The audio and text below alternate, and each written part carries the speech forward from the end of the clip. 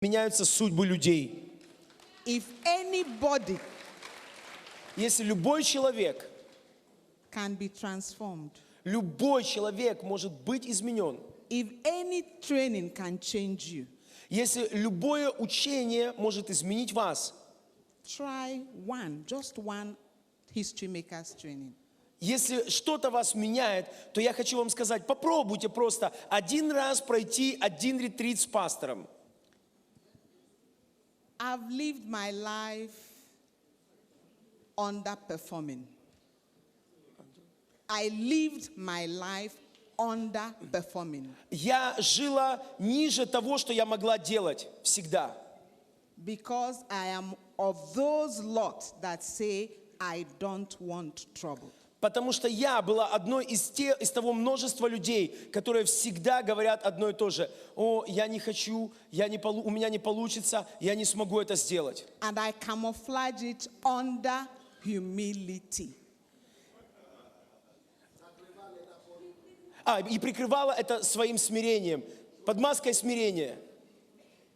I never knew my years were passing away with no achievement, nothing to show to God. Моим шоком стало то, что я проживала годы своей жизни и не приносила вообще никаких результатов. И даже не осознавала этого, что я при этом всем старею. If you're 15, 16, it's not a problem. Если вам 15 и 16 лет, для вас это еще не проблема. But once you cross 40, но как только вам за 40, it is a great problem. Слушайте, это становится проблемой и шоком. In 2010, I was 40. Well, I'm 50 now.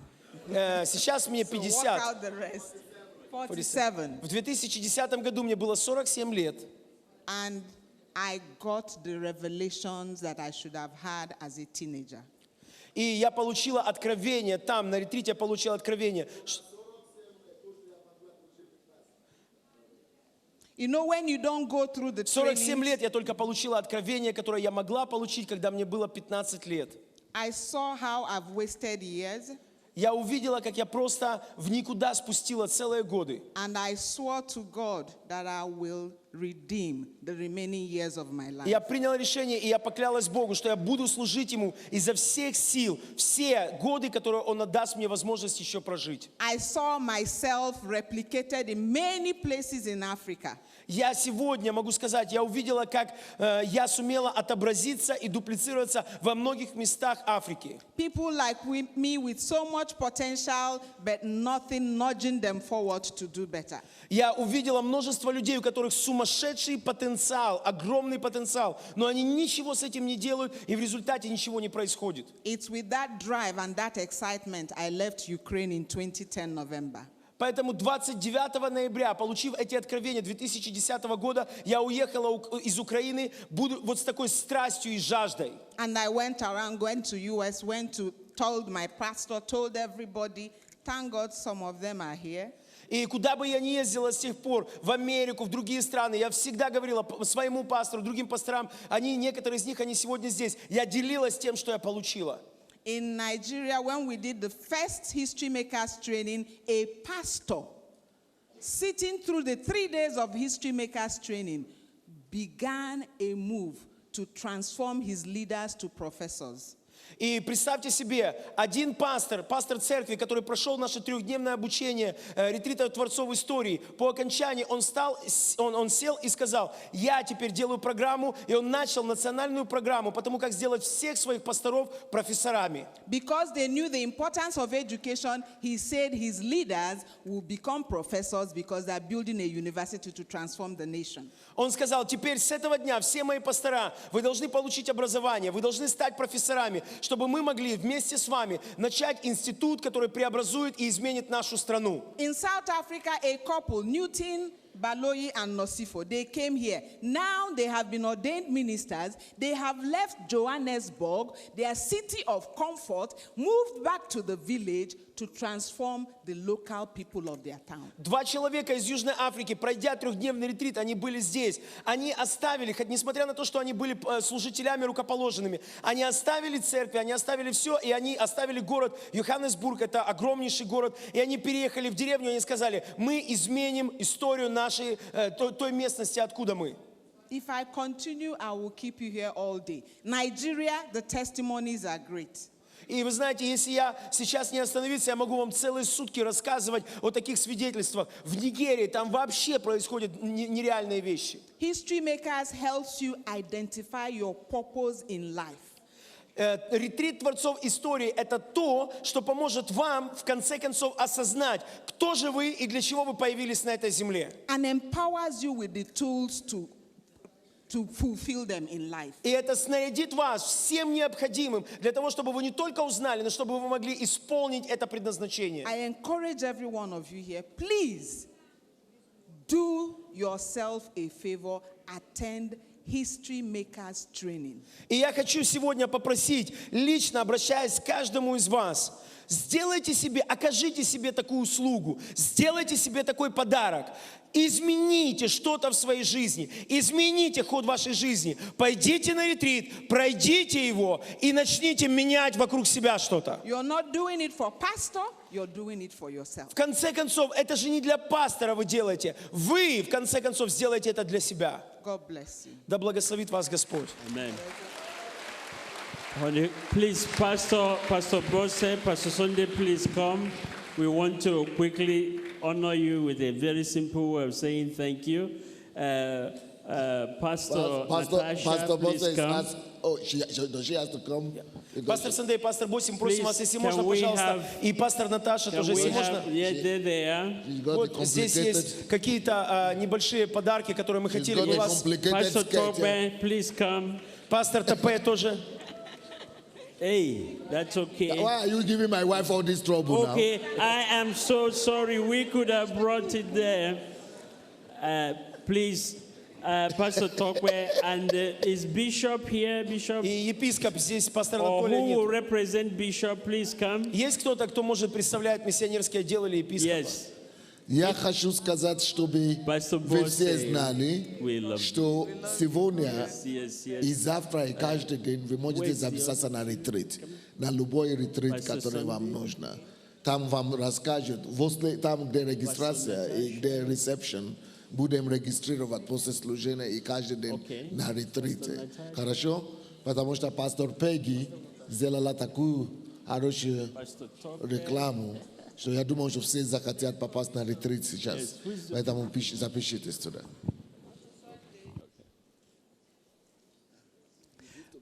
Pastor Sunday, Пастор you Сандей, know, in Africa, we would have brought a cow, люди бы вам привезли корову. a В Африке. В Африке люди goat. бы принесли корову вам подарок. We don't give flour to men, but we understand in Ukraine and in Russian culture, flour is very unique. Мы понимаем, что в украинской культуре и традициях цветы это знак один знак, это знак почтения. It's a humble way of saying we В love Африке you. это корова. We love you. Мы We хотим сказать вам, appreciate you. мы любим вас, мы благодарны вам. And we want you to know you are our father and our mother, И мы хотим, чтобы вы знали, что вы наш отец и вы наша мать. and we salute you. Поэтому мы Thank you благодарны so вам much. Yes. и признательны. Yes. Okay. Красота. Дорогая вещь. Дорогая штука. Дорогая. Beauty is an expensive stuff. Expensive. Expensive. Pastor Sunday, thank you so much. I came to Ukraine in 2005, a very shy, a professor of chemistry with nothing else but playing with molecules.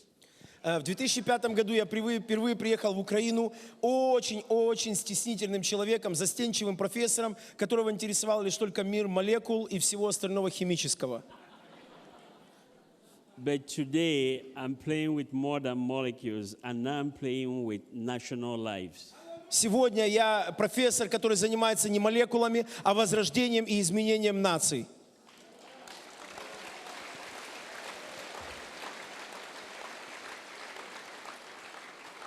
Yes, start it. This evening, I want to reflect with you on the topic. И сегодня вечером я хотел бы поговорить на такую тему. Quest for authentic manhood. Я хотел бы поднять вопрос настоящего, оригинального института мужчины. Quest for authentic manhood. Поиск настоящего, оригинального мужчины. Кто он? One of the questions in this world, by the way, I want to acknowledge that some of the things I will share came from this material, the quest for authentic manhood. You can go to the internet and Google it. It's a material that turned my life around in 1998. И также особенно я хотел бы поблагодарить и выразить свое признание авторам книги такой «В поисках настоящего мужчины». Она изменила мою жизнь, она действительно перевернула. И если вы можете найти, если вы умеете читать, вы можете найти ее в Google или в интернете. The million-dollar question today is it harder to be a man or a woman? Вопрос на $1 миллион, который сегодня беспокоит человечество. Что легче или что тяжелее, быть мужчиной или женщиной? And it's a discussion I don't want to start tonight. Я сегодня, конечно, не буду дискутировать с вами и начинать эту дискуссию. Because I don't think anybody will win that argument. Никто, сколько бы у нас ни было аргументов, мы никто не выиграем в этом споре. But suffice to say that the world today is looking for authentic men. Но несомненным сегодня является тот факт, что мир нуждается и мир находится в поисках настоящих мужчин. Yes. That's the $1 million question. Вот вам вопрос на $1 миллион. Okay, can you come and take over? That way you can flow with me. Я попрошу, если можно, он поможет мне. You can flow with my English. Is that okay? Не против, если он будет помогать с английским? Большое Yes. спасибо. Спасибо. Yes. Yes. Sit lower so you don't block them. A research at Harvard University, next slide, Исследование Гарвардского университета, keep going, at Princeton University actually show, number one, next, простите, Принстонского университета показывают, that young people who are 25 years or less are suffering from masculine meltdown. Они показывают, что мужчины в возрасте до 25 лет, они находятся в состоянии мышечного стекания, то есть мышечной расслабленности. They don't have the faintest idea who they are. И все это происходит по одной простой причине. У них нет внутреннего осознания и идентификации себя с тем, кто они вообще есть. They have no identity of who they are. Next. Они не идентифицируют себя ни с чем. То есть нет образа, на котором они должны стремиться, и чтобы это держало их в тонусе каком-то. Where they are going in life. Они не знают, куда они идут в жизни. What they are supposed to be doing. Они не имеют никакого представления о том, что они должны были бы делать. In other words, другими словами, they are confused. Они находятся в состоянии смятения или смущения, а как результат упадка. How many men here can say, definitively, I know where I'm going in life? Сколько мужчин сегодня, из находящихся здесь в зале, вы могли бы, это такой риторический вопрос, могли бы сказать с уверенностью, я знаю, кто я такой, и я знаю, куда я иду, и что мне нужно делать? In other words, next slide. Most men are walking with the cloud covering their eyes. Если вы посмотрите на картинку на следующем слайде, можно сказать, что большинство мужчин, их тело живет мужской жизнью, но в их голове находится полный туман, облачность, никакой ясности нету. They are basically groping through life. Они просто существуют. hoping that they find the right direction. Они идут в надежде, как по минному полю ступая, они в надежде идут, что вдруг им получится, что-то произойдет, и у них получится найти правильный путь в жизни. When men are confused, Проблема в том, что когда мужчины находятся в состоянии непонимания и смущения, they create problems. такое состояние кажется им естественным, но на самом деле в обществе это производит массу проблем. Next slide, just push it. Yeah. Go back. Most social problems, push it one more. Push it just one more. No. Forward, please. Most social problems rest at the feet of men. For example, 90% of crimes are committed by men. Большинство социальных проблем, с которыми сталкивается общество, оно из-за мужчин происходит. Например, 90% преступлений совершается мужчинами. Of course, 100% of rape by men. 100% мужчин изнасилований совершается мужчинами. 95% of burglaries by men. 95% краж совершается мужчинами. 91% of abuse and offenses at home are committed by men. 91% бытового и домашнего насилия совершается мужчинами. 94% of drunk driving are by men. И 94% аварий в состоянии пьяного или пьяное вождение в пьяном виде тоже это совершают мужчины. Most problems of the world are caused by men. Большинство, абсолютное большинство проблем, которые существуют сегодня в нашем мире, это производят мужчины. Because confused men create problems. Не просто мужчины, но мужчины, которые находятся в состоянии смятения и непонимания, куда им идти. Они идут, и вот так, идя на ощупь, они приносят проблемы. Margaret Mead said, the central problem of every society is to define an appropriate role for their men. Ученый-антрополог Маргарет Мид, она сделала такое потрясающее заключение, что основная проблема или основной вызов каждого общества – это найти четкое понимание и определение роли мужчины в этом обществе. Another social scientists say that every generation, every nation is one generation away from anarchy. И есть еще один ученый-социолог, который сделал такое утверждение о том, что каждая абсолютно нация, она находится всего лишь на расстоянии одного поколения, это где-то 25-30 лет, от состояния полной анархии. It says, if a society does not capture the young people between the age of 15 and 25 and give them direction in life, they will use their youthful energy to destroy that nation. Другими словами, если какое-либо страна или какое-либо общество, оно не начнет работать с мужчинами в возрасте от 15 до 25 лет, и в этот промежуток десятилетний оно не объяснит каждому из них, что от них требуется, что они должны делать, какое влияние они оказывают на общество и должны оказать, то после 25 лет, когда они придут в состояние полной боевой готовности, всю свою силу, которая у них будет, они направят в неправильное русло создания проблем. So the responsibility of every generation is to make sure that you transfer values to the next generation. Otherwise, everything you build, they will destroy. Поэтому основной задачей каждого поколения является не что-то делать во время своего поколения, а сосредоточиться на том, чтобы передать все ценности, которые помогают этому поколению не развалиться, сделать все, чтобы передать следующему поколению, чтобы следующее поколение спустя какое-то время оно могло еще улучшить и сохранить и улучшить то, что есть.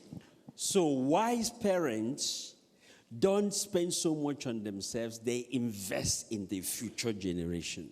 Поэтому мудрые родители – это не те родители, которые строят сегодня замечательную жизнь для себя и своей семьи, а это те, которые строят будущее своих поколений. Amen. Аминь.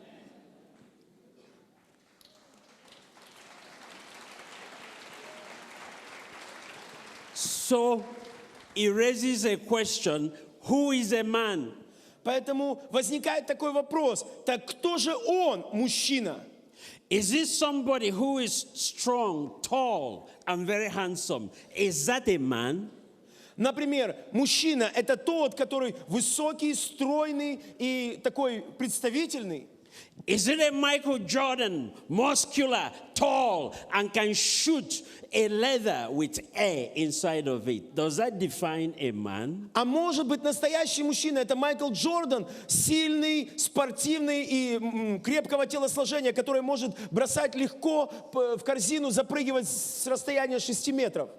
Is it an Elvis Presley that smokes, drinks, swears, sings, chases women? Is that the definition of a man? Или настоящий мужчина – это мужчина, который в стиле Элвиса Пресли, тот, который курит, пьет, ругается, ведет себя так, как он хочет, берет от жизни по максимуму. Такой настоящий мужчина или нет?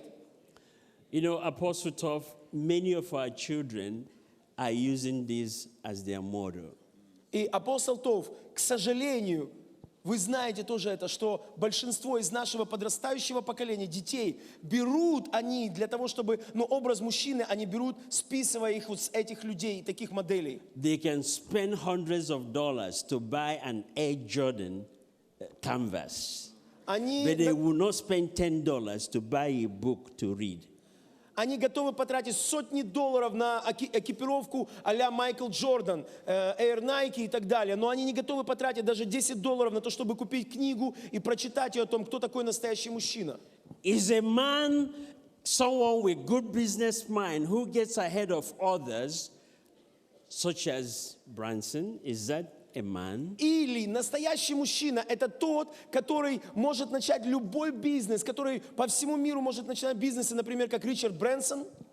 Or is he just a hard-working man that works hard all day, comes home exhausted, and probably eats dinner and crashes? Is that a man? Или настоящий мужчина – это трудяга, который пашет целый день, поднимая клубы пыли. Он приходит домой изможденный, абсолютно уставший, и ничем больше не занимается, как только отдыхает, чтобы на следующий день опять зарыться в эту работу. Who is a man? Поэтому кто же он, мужчина? Does anybody really know?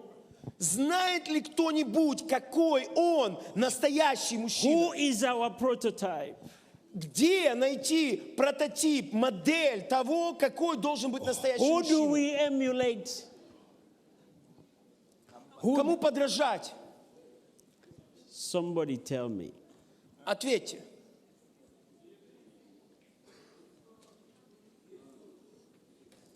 You know, ladies, let me say this. When I first met my wife, Дорогие дамы, позвольте сказать вам, когда я впервые встретил свою жену, Pastor Sunday, my wife wanted to marry a tall man, very Пастор Сандей, handsome. расскажу вам такую историю. Моя жена хотела выйти замуж за высокого парня. But look what he ended up with. Но смотрите в конечном итоге, за кого она вышла замуж. Pastor Sunday, during the apostolic retreat, gave us a wonderful teaching Во время апостольского поста перед годовщиной пастор дал нам уникальное учение. on illusion. Учение о том, как жить вне иллюзий, как не жить иллюзиями. How illusion can crash your calling. Как иллюзии могут разрушить предназначение и призвание, которое вы имеете от Бога.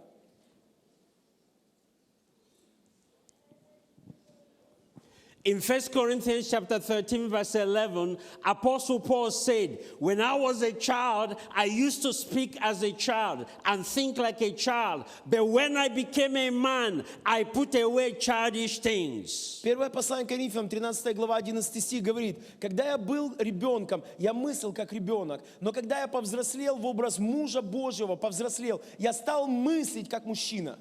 And you just want to ask Paul, how did you become a man? Вопрос, который бы я сегодня задал апостолу Павлу, а как стать настоящим мужчиной-то? Who told you you have become a man? Откуда ты, апостол Павел, узнал, что каким мужчиной нужно быть, и что ты стал этим мужчиной?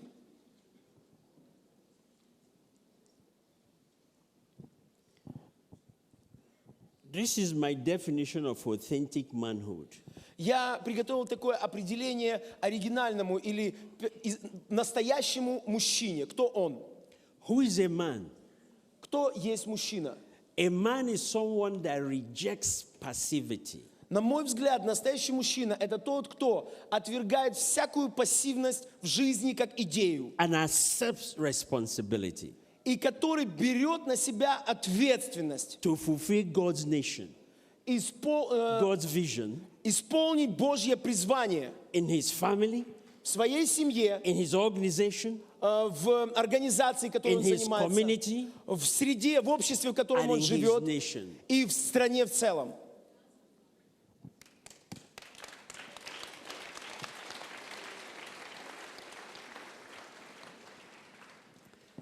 Pastor Sunday said something to me one day. Однажды пастор Сандей сказал мне одну вещь. He said, how can I be in Ukraine and things are going wrong and I won't do anything about it? Then I'm not a man. Как я могу, находясь здесь, в Украине, жить мыслями о том, чтобы сбежать отсюда? Что я тогда... Если я живу в Украине, и здесь что-то неправильное происходит, как я могу жить в этой стране и не взять ответственность за то, чтобы это исправить? Если я не делаю, что я? Тогда я мужчина или кто я? How can I be around where there are issues and I'm comfortable? Как я могу сталкиваться с этой несправедливостью и чувствовать себя спокойным? How can I see decadence in the society and I'm not moved? Как я могу видеть, как страна приходит в упадок и при этом вообще ничего не делать? And you walk by as though it doesn't exist. И просто проходить мимо, убирая свой взгляд в сторону, как будто этого не происходит? You're not a man. Тогда это не мужчина. In Genesis chapter 2, Бытие, Next 2 slide. глава. go back. God gave Adam responsibility. Бог дал Адаму сферу ответственности. He created a garden Он создал Эдемский сад. and took him and put him in the garden. Он взял Адама и поместил его в этот сад. Gave him a work instruction. Он дал ему инструкции по тому, что он должен делать. Defined a boundary. Он ему определил границы его сферы And then ответственности. he said, rule. И вот тогда он сказал, когда Бог это сделал, он говорит, теперь правь здесь. And then Satan shows up. И тогда появляется сатана. And he was there watching. В то время, как Бог все это делал, он стоял где-то с краешку и смотрел. Watching Satan, or devil, have a conversation with your wife.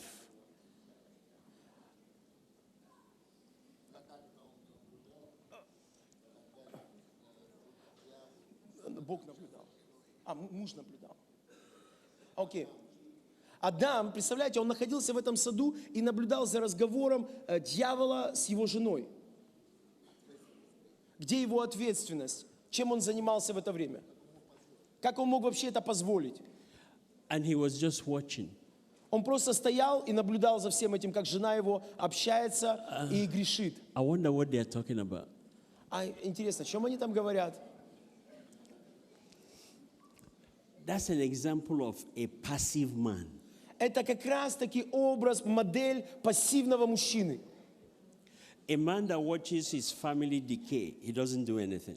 Это мужчина, который спокойно смотрит и наблюдает, как его семья рушится, и ничего абсолютно не предпринимает, никаких попыток, чтобы это A man остановить. that watches their children drift away and they just watch. Мужчины, которые смотрят, как его дети, они скатываются на обочину жизни, и он просто говорит, ну, буду смотреть, может, что-то посмотрим, что получится. Does that describe you? Похоже ли это на вас, на то, как вы живете? Because an authentic man, the moment he saw Satan trying to have a conversation, he will move in and say, Eve, go back, let me handle this. Потому что настоящий мужчина, не Адам, настоящий мужчина, если бы он увидел, как дьявол разговаривает с его женой, только начинает разговаривать, он бы вышел и сказал, эй, так, Ева, иди на место, слышь, ты иди сюда. But you know what's amazing? He looked and said, hey, he's giving him something to eat. It looks like he's good. И он что делал, Адам? Он стоял, смотрел, думал, о, смотри, поговорили. А вот теперь он дает ей что-то кушать. Ой, прикольное что-то. It looks like, Может, и я попробую. yeah, it looks like she likes it. Слушай, а я смотрю, ей это нравится. And maybe I will try it too. Может, и себе попробовать. Because, Pastor Sunday, I want to submit to you that Adam had already eaten before Eve gave it to him. Знаете, я хочу сказать, пастор Сандей, такое одно утверждение. На мой взгляд, Адам, он съел это яблоко еще до того, как Ева ему отдала. В своей голове он уже сдался. If he hadn't, he would not have accepted. If he had not eaten in his mind, he would not have accepted it physically. Если бы он в своей голове уже не повожделел, не захотел этого яблока, то физически, когда ему предложили, он бы точно не съел. But Jesus Christ, Но Иисус Христос, in John chapter 18, Евангелие от Иоанна, 18 главе, you can go to verse 2. And Judas, who betrayed him, also knew the place, for Jesus often met there with his disciples. Next slide. в 2 стихе написано, Иуда, он, который его предал впоследствии, он также знал место, где Иисус бывал, и он там часто бывал с ним. Let me go to verse 4. Jesus, therefore, knowing all things that will come upon him, went forward and said to them, Who are you seeking? And they answered, Jesus Christ of Nazareth. И Иисус, видя, что они пришли взять его, он пришел, он выступил впереди, он пошел к ним и спросил, кого вы ищете? Они сказали, Иисуса из Назарета. Иисус ответил, я. And Jesus said again, I am he. Иисус сказал, вот я. And Judas, who betrayed him also, stood with them. Now when he said to them, I am he, they drew back and fell to the ground. И Иуда, который предал его, он также стоял рядом с ними, с этими воинами. И когда он сказал опять, вот я, они отошли назад и пали лицом на землю. Then he asked them again, Who are you seeking? And they said, Jesus Christ of Nazareth. Jesus answered, I have told you that I am him. Therefore, if you seek me, let these go away. И тогда они спросили...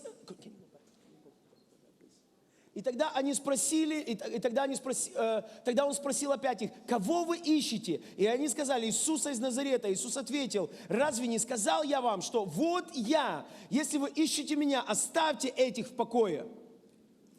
Let me show you what happened here. Давайте я попробую описать вам, что произошло. They came to arrest Jesus. Пришли воины, чтобы арестовать Иисуса. And he said, Who are you looking for? И он задает им вопрос прямо в лоб, They кого said, вы Jesus ищете? of Nazareth. Они говорят, He Иисуса из came forth Назарета. and said, I am he. Иисус стоит со своими учениками, выходит, говорит, так вот я. If we are other people, he would say, my bodyguard, go first. Другой бы человек, мужчина в кавычках на его месте, он бы сказал, это, он ничего бы не сказал, он бы охранников своих вперед туда бы толкнул. Who are you looking for? Кого вы It's ищете? him. Это он. Because I must preserve myself. Потому что мне нужно себя как-то защитить. Я же тут важный человек. But he said, I'm a man of responsibility. Но Иисус своими действиями, он сказал, я мужчина, который берет на себя ответственность. Not only that, he knew that the future of the gospel was in the disciples. Не просто он нес на себе ответственность, он еще представлял, он четко знал в своей голове о том, что ответственность за передачу Евангелия последующим поколениям лежит на тех учениках, которых он взращивал эти 3,5 года. They contain the seeds of the future. Он понимал о том, что он отвечает за то, чтобы сохранить их, потому что они в себе несут семя Евангелия для будущих поколений. So he said, I protect the seeds. Поэтому Иисус, он не спрятался за их спинами, он сказал, нет, это я, но не просто сказал, что это я. Он закрыл себя и сказал, вот я, а их оставьте в покое. Kill me, Меня вы можете убить, but preserve the seeds. но я, как мужчина, беру ответственность, и я сохраню это семя. A responsible man lays his life down to protect his family. Что такое ответственный мужчина или мужчина, который берет ответственность? Это тот мужчина, который готов положить жизнь свою за то, чтобы защитить, сделать и обеспечить то, что он должен сделать. Unfortunately, there are nations that actually eat the seeds of their children. Но вы знаете, что в реальности есть целые народы, которые уничтожают сами то семя, за которое они ответственны, чтобы передать их последующим поколениям. Они вообще об этом не заботятся. Они тратят это все на себя самих.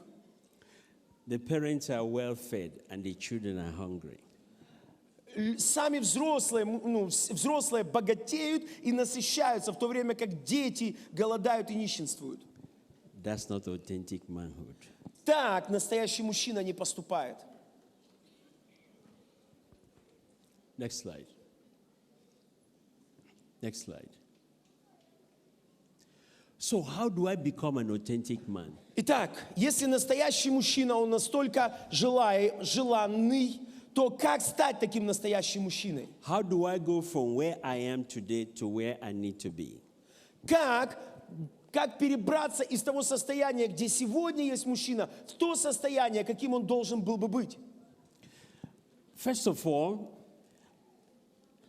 the reason men are confused is because they carry a life suitcase that contains a lot of wounds. Для того, чтобы разобраться с этим, прежде всего нам необходимо понять о том, что причина, по которой мужчины утратили вот эту мужскую образ настоящего мужчины, это потому что каждый мужчина, который находится в смятении, вот такая облачность в его голове, нужно понять, что у каждого из этих мужчин есть целый чемодан, который наполнен какими-то ранами. Every man carries a suitcase. У каждого мужчины он тащит за собой по жизни чемодан чем-то наполненный. A suitcase full of life experiences, Это чемодан, который наполнен предыдущим опытом его жизни. both good and bad. Он нагнетен, утрясен и наполнен. How a man unpacks that suitcase determines their direction and their level of success. И я хочу сказать такое определение, что насколько мужчина, он способен распаковать и опустошить этот чемодан, то есть разобраться с этими вопросами и ранами прошлого, это то, что определит, насколько этот мужчина в его голове прояснится, куда он идет, что он должен делать и зачем. Next slide. What is a wound? Unresolved issue whose lack of closure impacts the quality of lives. Я позволю себе дать такое определение. Что такое рана? Рана в жизни мужчины – это нерешенные проблемы из прошлого, которые влияют на сегодняшнее и будущее этого мужчины. Just as physical wound leaves a physical scar, Точно так же, как физические раны, которые мы получаем, они оставляют шрамы и следы на теле. Spiritual wound leaves a spiritual or emotional scar. Духовные раны, они оставляют следы эмоциональные или душевные следы на сердце человека. And if it's not healed properly, И если неправильно решить эти вопросы или неправильно разобраться с этим, if it's just buried away, если просто похоронить и забыть об этом, отложить в сторону. You know, in the United States in the 30s and 40s and 50s, they used to experiment with radioactive materials. Вы знаете, я приведу такой пример. В 30-х, 40-х годах в Соединенных Штатах Америки проводили необычные эксперименты с радиоактивными веществами. And they will often bury the waste in deep, deep ground in canisters, thinking that it has gone away. Что они делали? Они паковали радиоактивные отходы в такие железные канистры и закапывали глубоко в землю, наивно думая о том, что все, они их похоронили и никаких проблем теперь с этим нет. But with time, Но по прошествии времени the canisters will corrode коррозия разъедала материал канистр, and rust, ржавчина, and the radioactive materials will leak through and get to groundwater supply. и радиоактивные материалы просачивались через эти дырки и отверстия, они просачивались в почву, дальше через подземные воды, они распространялись по всей территории. The same way, if a man just carelessly buries his wounds and don't address it, sooner or later they leak into your personality. Точно таким же образом нерешенные вопросы из прошлого мужчины и раны, которые он несет с собой, если он откладывает их просто в сторону и говорит, ничего, как-нибудь разберемся, он их хоронит. На самом деле, рано или поздно, однажды это даст свою течь, и эти проблемы, они выстрелят либо в отношениях с женой, либо в семье просто, либо они выстрелят в отношениях с детьми или где-то еще. To become an authentic man, Чтобы стать настоящим мужчиной, you must deal with these wounds. нужно не отложить их в сторону, а нужно разобраться с ними. You can't bury them. Нельзя просто отложить их в сторону. Sooner or later they will leak into your marriage. Рано или поздно это просочится и повредит ваш брак. There are 4 types of wounds Есть 4 типа ран, that men suffer. с которыми борется каждый мужчина. And I'm not saying that they suffer all type, but at least 1 or 2. Я не говорю, что все мужчины